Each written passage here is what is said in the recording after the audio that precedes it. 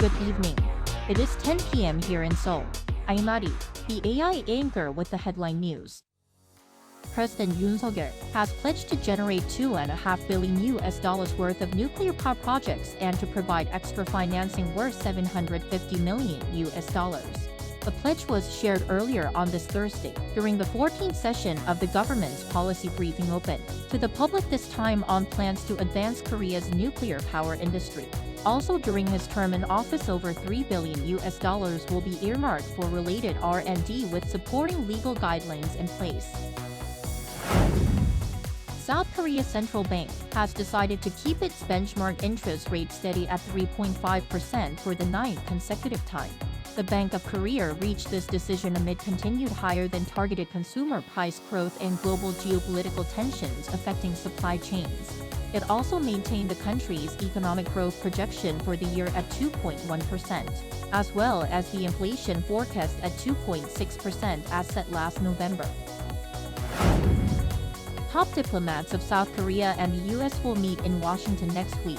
Foreign Minister Dokdo, who's currently visiting Brazil to take part in the G20 foreign ministers meeting, will travel to the U.S.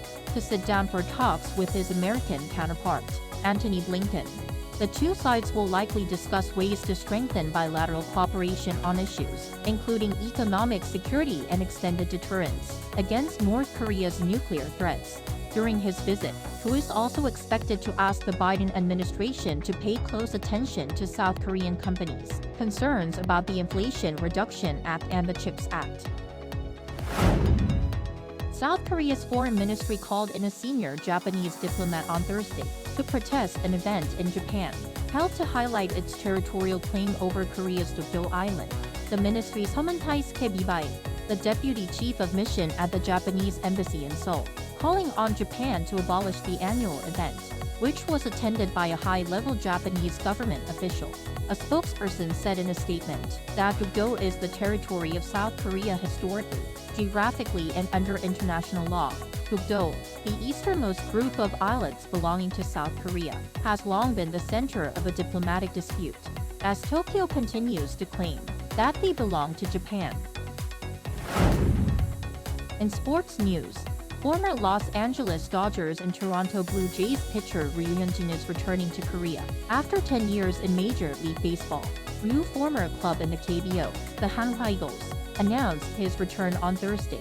He signed an 8-year contract worth 17 billion Korean won, which is around $12.8 million. With this, he has become the highest-paid player in the league's history. The 36-year-old started his professional baseball career with the Daejeon-based Eagles in 2006 and played for the team for 7 seasons before signing with the LA Dodgers. That brings us to the end of tonight's AI headline news. Thank you for watching. Good night.